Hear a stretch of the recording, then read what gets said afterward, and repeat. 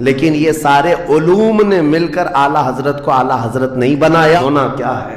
قبر میں ہمارے ساتھ بیٹھنے والا کون؟ یہ وہ امت ہے جس کے لیے میں رات رات بھر کھڑے ہو کر دعا کرتا ہوں. نے فرمایا ہر جمعرات کو میری پوری امت کے اعمال میرے پاس پیش کیے جاتے. وہ طارق بن زیاد ہی ہے جس نے پوری کشتیوں کو آگ لگا دیا تھا. آدمی سوچتا نہیں، سمجھتا نہیں، بس اپنے وقت کو ضائع کر رہا ہے، برباد کر رہا ہے، بیٹھا ہوا ہے، گپیں لگا رہا ہے.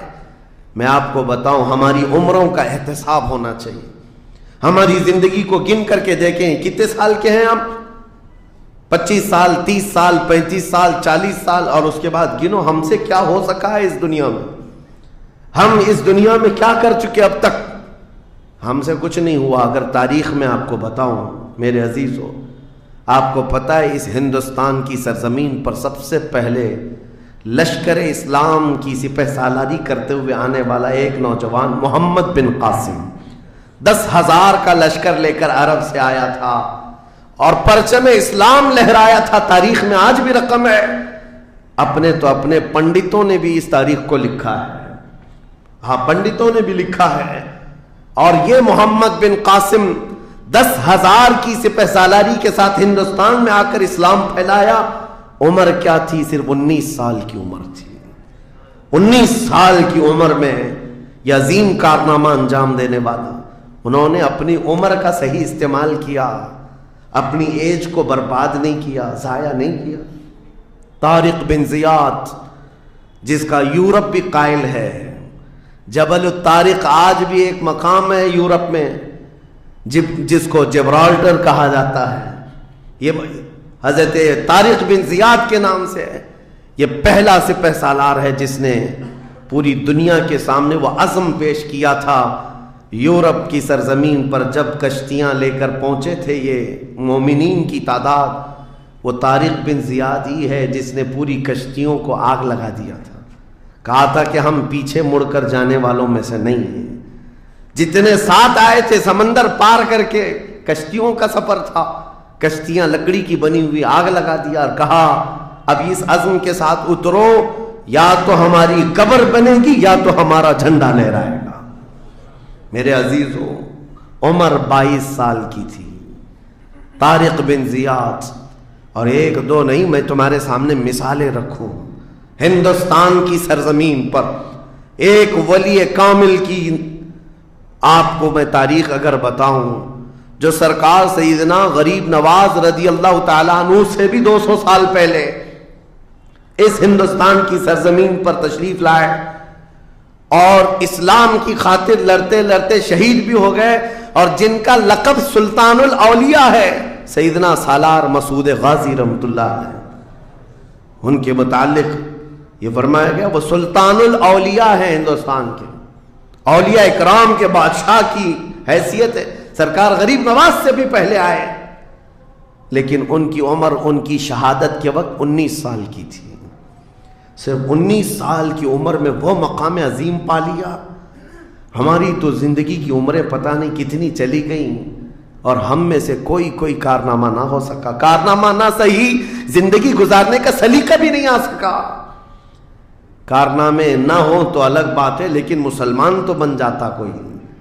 عزیزان گرامی وقار، میں آپ کو ایک بات بتا دوں، جو زندگی ملی ہے کچھ ایسا کر جاؤ کہ تمہاری تاریخ رقم ہو جائے، ورنہ قبرستان جا کر کے دیکھنا، وہاں تو لکھے ہوئے کتبے بھی مٹ گئے.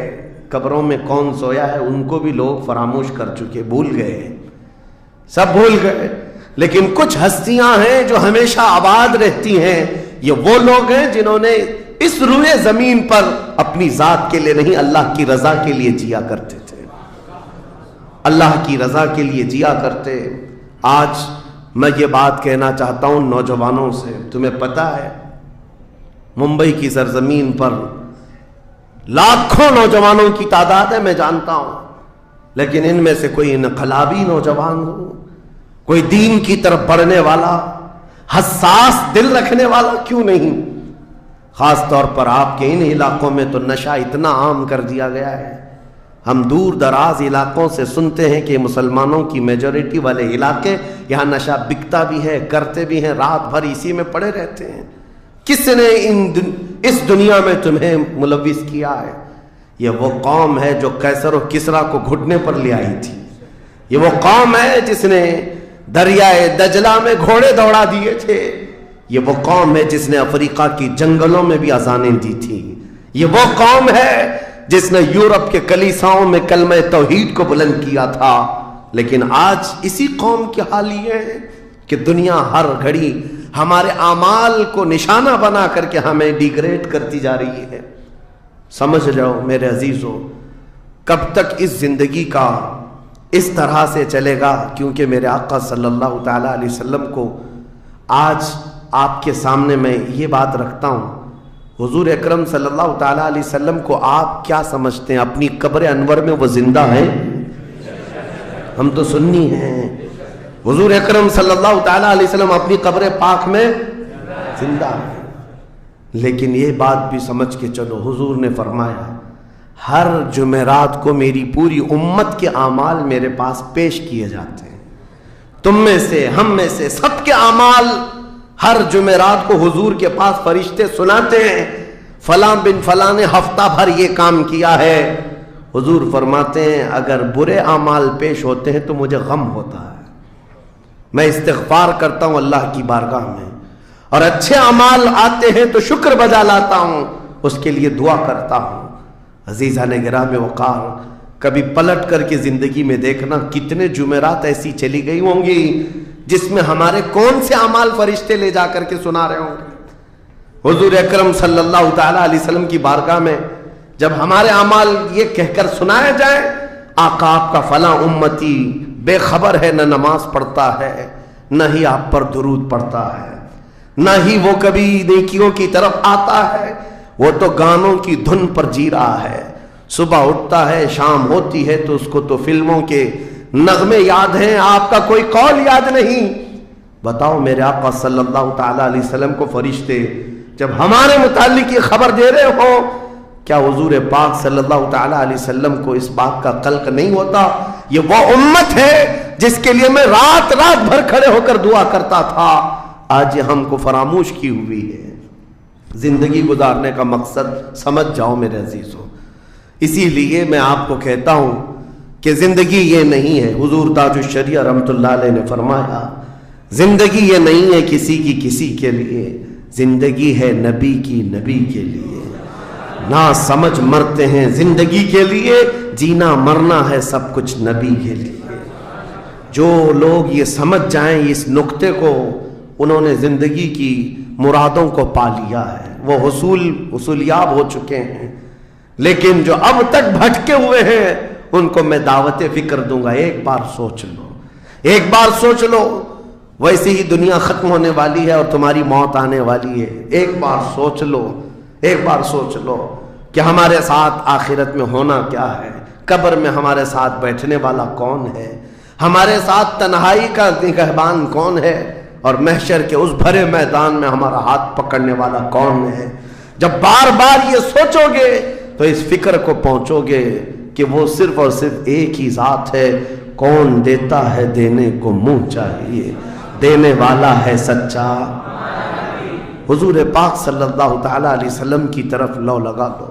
اس کو جن لوگوں نے اپنی زندگی میں پہچان لیا وہ امام اہل سنت بن گئے، مجدد وقت بن گئے۔ اعلیٰ حضرت امام اہل سنت فاضل بریلوی رحمۃ اللہ تعالیٰ علیہ کے متعلق ایک بات میں آپ سے کہوں، وہ بڑے عالم تھے، بڑے فقیہ تھے، بڑے محدث تھے، اور بہت سارے علوم پر انہیں مہارت تامہ حاصل تھی، سب اپنی جگہ پر، لیکن یہ سارے علوم نے مل کر اعلیٰ حضرت کو اعلیٰ حضرت نہیں بنایا۔ ان کو اعلیٰ حضرت بنانے والی چیز حقیقت میں عشق رسول ہے۔ حضور پاک صلی اللہ تعالیٰ علیہ وسلم سے بے انتہا لگاؤ یہ مقام پیدا کر دیتا ہے، یہ مقام۔ ورنہ عالم تو بہت سارے، کتابیں لکھنے والے بھی بہت سارے، لیکن جس نے عشق کی بولی بولی دنیا اس کو پہچاننے لگ جاتی ہے، دنیا اسے پہچاننے لگ جاتی ہے۔ زندگی کا مقصد وہ سمجھ گئے کہ ان کی غلامی کرنے میں ہی یہاں پر عروج و ترقی ہے۔ اسی کو خان وعدہ اعلیٰ حضرت سے ان کے پوتوں تک بھی یہ फिक्र पहुंची, ताजुश्शरिया ने फरमाया बुलहवसन सीमो जर की बंदगी अच्छी नहीं, उनके दर की भीख अच्छी, सरवरी अच्छी नहीं। तुम जो सोच रहे हो जिंदगी के तौर तरीके ऐसे होने चाहिए, वैसे होने चाहिए, गुजार लो जितने दिन चाहे, बड़े बड़े बंगलों में, बड़ी बड़ी गाड़ियों में, बड़ी जायदादों में, लेकिन जिंदगी में वो इज्जत ना पाओगे जो मेरे मुस्तफ़ा के कदमों में मिलेगी, जो हुजूर की गुलामी में मिलेगी, वो इज्जत नहीं पा सकते। अज़ीज़ान गिराम वक़ार, नबी करीम सल्लल्लाहु तआला अलैहि वसल्लम के उन सहाबा को देखते हैं जिन्होंने जिंदगी को ज़ाया नहीं किया, एक पल भी ज़ाया नहीं किया। आज मैं आपको इसीलिए कह रहा हूं, मौत आने वाली है, उससे पहले एक वक्त भी, एक लम्हा भी ज़ाया होने मत देना, बर्बाद होने मत देना। जो वक्त है, मैं मिस्र में देखता था बसों में भी और कभी कभार टिकट काउंटर पे जो लाइन लगी रहती थी, एक स्टिकर लगाया गया था, अक्सर जगहों पर ये स्टिकर पढ़ने को मिलता था, इजअलुल इंतज़ार फिल इस्तिग़फ़ार, ये जो वेटिंग टाइम है इसको खाली खड़े होकर के मत गुजारो, इतनी देर इस्तिग़फ़ार करो और दुरूद पाक तो पढ़ो।